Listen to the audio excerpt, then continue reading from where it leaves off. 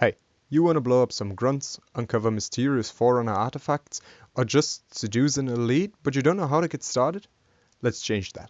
As some interested future players have had difficulty in getting started and creating their characters, I'm now trying to shed some light into the whole ordeal. As with all things, practice makes perfect. Try it for yourself with a few different characters, and it will eventually become second nature. The basis for this video will be Halo Mythic 2.0 Beta 2.5. Character creation will not vary much between different versions, though page numbers might. I am not going to use the exact steps in the manual, but what I consider to be an easier and more comprehensible variant. Once you get the gist of it, you can experiment how it works best for you personally. Last but not least, I am also just a fallible human being, please point out any major or minor mistakes I might have made. Now join me for the birth of Private Steve. Step 0. Conceptualization. Everyone will have already done that, consciously or unconsciously. Speak to the GM and the party about what is the campaign about, what archetype do you still need, and what roles need to be fulfilled. Most importantly, ask yourself what archetype and type of character you want to play. For the sake of this video, the party will consist of UNSC army soldiers during the insurrection, and we're stuck playing the team's medic. Let's call him Steve. I imagine Steve to be sturdy and durable, which is also very important for the medic. And due to his past on the front lines, he's become kind of a jerk. That should give us an idea of what to expect and what to go for during character creation and whenever you gain XP later in game. Now the actual step 1, determining tier of play. Now to whatever we have to work with. This is where your GM tells you how much XP and CR you will have access to at the beginning of play. XP will be important now, CR will be used after the core character is created to buy additional equipment. A table of suggested tiers is visible on page 16 of the guidebook, though as everything, XP and CR are at the GM's discretion. Let's say that for Steve and his team, the GM gave them tier 3 for character creation. For us that means 2000 XP to play around with. We will look into CR at a later point. Step 2. Race, faction, and soldier type. Now these should be quick to determine, as your party should have agreed on the possible choices, but offer a significant amount of noting and some more or less important choices. The party usually consists of the same race, faction, and soldier type on every player, with very little variation, and you wouldn't be here if you are already considering making exceptions to the rules. Steve and his mates are humans. They are also all part of the UNSC Defense Force, therefore army soldiers. The army soldier type costs us 1200 XP, so that reduces our leftover pool to 800 XP. All army soldiers include certain benefits pictured in the stat block on page 20. Feel free to either note down all your benefits right now, or wait until your character is basically set. For clarity's sake, I will proceed to do the former. We gain the following benefits. The equipment training for general human weaponry. These characteristic advancements, further information on those on page 18. And 2 skills of our own choice at plus 10. The whole skill list can be found at the bottom right of page 51. Considering Steve will be our medic, we will choose Medication Human, and since he's battle scarred, we will choose Intimidation as well.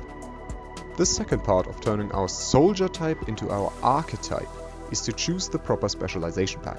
You can find them at page 49 in the manual. In this case, for Steve's purpose, we will use the Battlefield Medic specialization, add our abilities to the sheet, and adjust our skills accordingly. This also means that our Medication Human skill is now at plus 20, the other 2 skills are trained.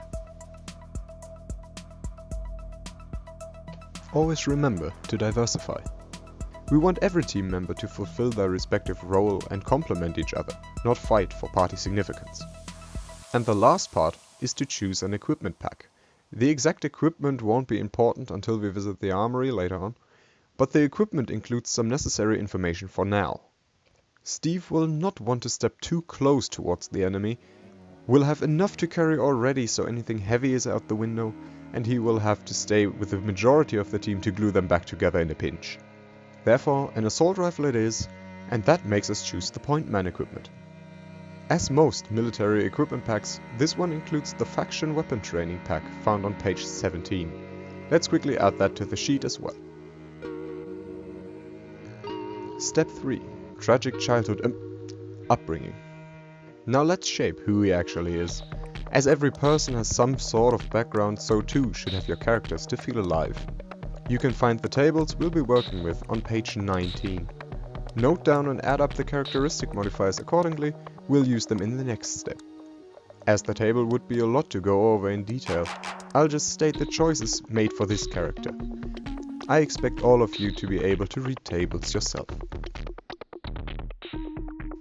As for the upbringing, we'll call him a fugitive. He has seen some bad things in his life, this also works as his reason to join the military. He is sick of innies breaking order and peace, forcing honest workers to spend their days running from war.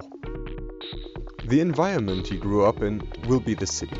He might have been a farm boy once, but when they had to flee, they came to the city, so he spent most of his life there. Now let's think about what he used to do and maybe still does. We will choose not one, but 3 lifestyles. Rarely can a single trait account for how a person spends most of their time. Note that the lifestyle subtype is usually rolled for, but because I have a good idea who the character is, I'll be choosing the subtype personally, for roleplay reasons. Your GM might not be fine with that, but rolling the subtype is a simple endeavor. The first lifestyle we choose is going to be patient. Resulting from his medical training, he doesn't rush things much. He doesn't expect anything to happen on its own, he more so takes his time to think about his actions beforehand. Therefore, we take the second variance, patience has taught you a lot. His second lifestyle has to be wise guy. Virtually any intellect-based character will end up calling themselves a wise guy, but in this case it fits perfectly. He is direct and will not hesitate to call someone stupid if they made a wrong decision. Therefore, let's take "you've taken" into reading and use it to show up others. His last trait will be loner. From his time fleeing and studying alone, he has become a little paranoid, so we'll take the second option. You've become distrustful of others, you look out for yourself. PSA, I advise you to be careful with this trait, because if multiple members carelessly take it, the group might have difficulty working together. In this case, Steve is way more motivated by patriotism and UNSC propaganda, as well as a strong hatred against the insurrectionists. He will have no problem working together with the party. Step 4. Luck and outliers. Before we can get into the numbers game, we need to determine the most important thing on the battlefield: luck.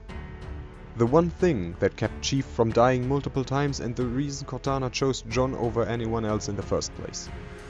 Visit page 17 and throw a d10. Depending on your own luck, you now have more or less luck and a small modifier to your wounds to compensate a little. For the creation of Steve, I rolled a 5, therefore he will have 2 luck and 5 additional wounds. Note that down somewhere. Luck can not only have an immediate impact, it can change your fate entirely. Meet the outlier rules on page 18. You can choose to skip this part as most characters will not need these rules, but for completion's sake I will have Steve be an outlier. Because of his troubling past and the amount of times he's been shot at or almost been exploded, he has some form of unnatural resilience. Therefore, I'll reduce the 2 points of luck we have by 1 and grant him the benefits of the 4th outlier for his toughness characteristic. So now we have 1 point of luck remaining and just bought 1 point of mythic toughness. We could buy another outlier bonus with the 2nd point of luck we have, but let's just save that, I'm certain we can use it in play. Step 5. Numbers, tons and tons of numbers. We will now begin to allocate our characteristics, which build the basics for all the game mechanics. First thing we do is add up all of our base values and their modifiers. I'll do it exemplary to our most important stat, intellect. Like all non-augmented humans, Steve has a base value of 25, further increased by patient by 3 points and by wise guy for an additional 3 points for a total base value of 31. Do that for all the characteristics and you will end up with something along these lines. Before we can increase those values any further, let's get our priorities straight. As a medic, we mainly need 2 stats: toughness, because no one wants to see the medic drop, and intellect for obvious reasons. For roleplay's sake, we want to dump charisma, but we don't want to drop leadership completely. He is still an invested part of the military. For an in-depth description of all stats, see page 10. We now have 100 points to distribute, unless specified otherwise by the GM, as per usual. Per characteristic, we can place between none and 20 points. Intellect, for example, will receive 20 points, toughness 18, while charisma will go empty-handed. In the end, after some fiddling, the top of the sheet will look like this. Strength at 35, for lifting unconscious patients. Toughness at 45, we do not want to go down. Agility at 30 to move at all. Warfare melee at 28, we do not want to get into melee. Warfare range at 40 to stay even further away from the enemies. Intellect at 51, you are the medic after all. Perception at 37, which is generally important stat to have. Courage at 35, he has seen some shit. Charisma at 19, enough to speak but a complete dump stat. And leadership at 30, he is an obedient soldier after all. These stats are by no means optimized, but you would be able to figure that out by yourself. Characters with stats that are non-divisible by 5 usually seem more alive, but are somewhat less efficient. Get your priorities straight and don't be the only outlier. Last thing to do is to add our characteristic advancements. Read up on those on page 18 if you haven't yet, you'll run into them frequently. Army soldiers gain simple strength, simple warfare range, simple perception, but rookie courage. After that, adjust your values accordingly. Step 6. More numbers actually. Now we have all our base stats in order. Now let's spend our leftover 800 XP. While this might sound like a lot, it really isn't. Here you'll have to fiddle around with what you actually want to get. Because I love my teammates and I also can't shoot all that well, which means I need them, Steve will gain the ability Medical Insight on page 60. Your allies will kneel before you, believe me. With only 50 XP left, we can do nothing more but save it for the next milestone during play. Step 6.1. Revise. If you followed all my steps, your sheet will look roughly like this. The character is basically ready for play, if you want to go into battle naked. I don't assume you want to, so let's continue real quick. Step 7. The shopping trip. You will not need to arm yourself as part of a military branch.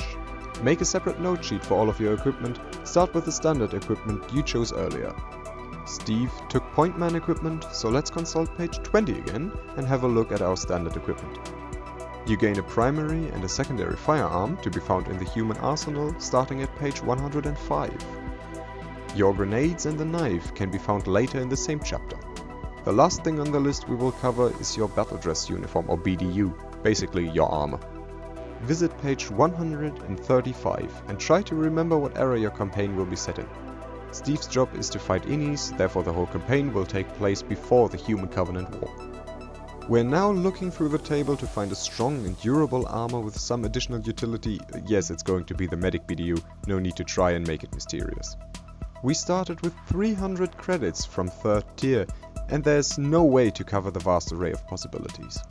Just as some food for thought, pick up some weapon attachments to mitigate your lackluster warfare range, pick up some ODST plate for your armor, no one wants you to hit the floor, and grab some utilities everyone wants to have. To mind come smoke grenades, a lighter or fire starters, a bottle and chem lights. As you're the medic, you will also want 4 metric tons of biofoam and some drugs.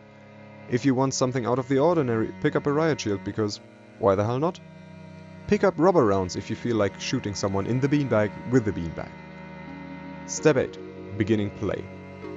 Okay, your character is finished, give him a last look. Think back to your concept. Did you stick to it? Did you improve it? If you made any changes, is the character still who you had envisioned? If not, who is this new character you made? Give him a persona, meet up with your squad and prepare for deployment. Dismissed.